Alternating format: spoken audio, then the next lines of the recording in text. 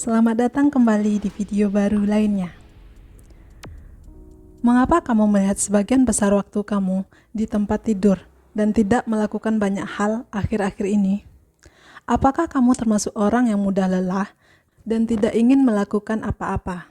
Apakah kamu melabeli perilaku semacam ini sebagai kemalasan belaka dan tidak lebih? Sebenarnya ada banyak tumpang tindih antara kemalasan dan kelelahan yang dapat membuat sulit untuk membedakan antara keduanya. Kelelahan adalah keadaan negatif dari kelelahan fisik dan kelelahan mental yang disebabkan oleh stres yang berlebihan dan ketidakmampuan untuk mengatasinya. Dan pada tahun 2010, sebuah survei melaporkan bahwa sekitar 75% orang dewasa di Amerika Serikat telah mengalami gejala kelelahan dengan lebih dari 40% kasus menjadi lebih parah. Sekarang, lebih dari sebelumnya menjadi penting untuk mempelajari dan memahami sifat-sifat kelelahan. Jadi, berikut ini adalah 6 tanda bahwa apa yang kamu alami saat ini sebenarnya bukan kemalasan, tapi kamu kelelahan. Nomor 1, kamu merasa terputus dari segalanya. Apakah kamu menjalani setiap hari seolah-olah seperti autopilot? Apakah ada perasaan yang terus-menerus yang kamu lakukan, tapi kamu tidak merasakan apa-apa, terlepas dari diri kamu sendiri? Jika kamu menderita burnout, salah satu hal yang mungkin kamu alami, tetapi tidak begitu kamu sadari atau pahami adalah depersonalisasi. Orang-orang yang mengalami depersonalisasi paling sering mereka berjuang dengan trauma, merasakan mati rasa atau emosi yang aneh seolah-olah mereka terlihat kehidupan dari luar diri mereka sendiri. Mereka tidak merasa seperti diri mereka sendiri lagi. Mereka tidak merasa diambil oleh apapun, merasa tidak seperti terhubung dengan orang-orang di sekitar mereka. Dan mereka terus-menerus berjuang dengan rasa ketidakberdayaan yang luar biasa dan ketidakmampuan untuk mengambil kembali kendali dari kehidupan mereka. Nomor 2, kamu dulu berbelanja. Kemalasan adalah sifat karakter. Dan sifat karakter cenderung tetap stabil dari waktu ke waktu. Orang yang malas tidak pernah merasa ingin mencoba atau menjelajah diri pada berbagai hal. Tetapi, jika dulu kamu memiliki motivasi dan persaingan tinggi, unggul di bidang tertentu, dan sering menjadi kenyataan, maka kemungkinan besar kamu kelelahan dan bukan kemalasan, seperti yang sering dialami orang-orang.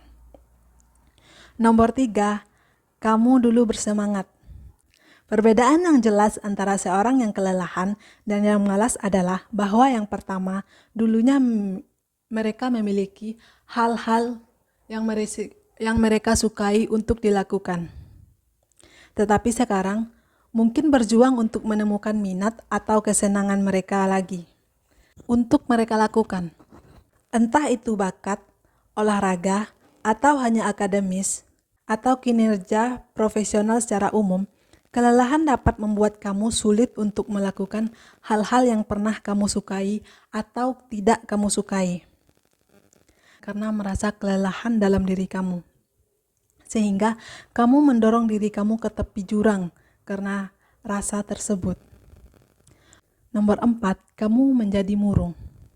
Apakah kamu tiba-tiba menemukan diri kamu kasar dan mudah tersulut emosi? Apakah kamu sering mengalami emosi di luar kendali akhir-akhir ini dan tidak tahu kenapa hal itu terjadi?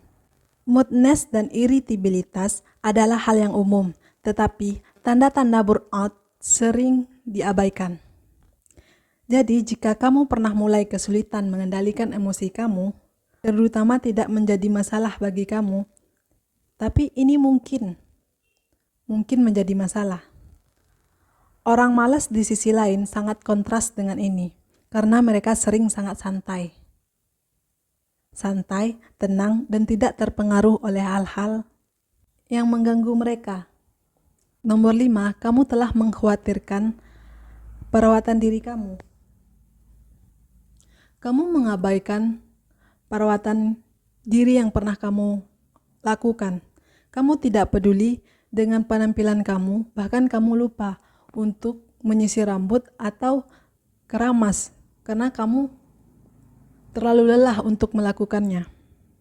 Salah satu tanda peringatan yang paling efektif bahwa seseorang mungkin kelelahan secara fisik adalah jika kamu mulai memikirkan perawatan diri dan menarik diri secara sosial dan orang lain. Ada perubahan yang mengkhawatirkan dalam pola makan atau waktu tidur kamu. Kamu berhenti berusaha untuk merawat diri sendiri atau terlihat baik, dan kamu akan menunggu sepanjang waktu kamu sendirian tanpa melakukan apa-apa. Kamu hanya berbaring di tempat tidur dan tidak peduli, hanya menunggu waktu berganti antara malam kembali siang dan siang kembali malam.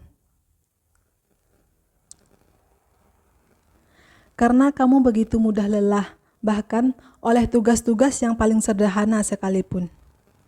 Perbedaan antara kelelahan dan kemalasan adalah kenyataan bahwa kamu tidak selalu seperti yang kamu lakukan. Dan nomor 6, perubahan ini terjadi secara bertahap. Tapi mungkin yang paling penting, sesuatu yang harus kamu ketahui tentang kelelahan adalah bahwa kelelahan berkembang secara bertahap. Jadi, semua poin yang disebutkan sebelumnya, minat dan motivasi, terutama pada hal-hal yang dulu kita cintai, merasa terlepas dari diri kita sendiri dan terputus dari segala sesuatu di sekitar kita. Menarik diri secara sosial dan mengabaikan perawatan diri tidak akan terjadi begitu saja dalam semalam. Studi menunjukkan bahwa sebenarnya ada 5 tahap utama kelelahan, masing-masing dengan peningkatan derajat keparahan. 1. Fase bulan madu, timbulnya stres kronis, kelelahan, dan kebiasaan kelelahan. Banyak orang mulai mengalami gejala pada tahap kedua, ketika masih ada tingkat stres yang moderat, tetapi optimisme, minat, motivasi dan kinerja mungkin sudah mulai menurun.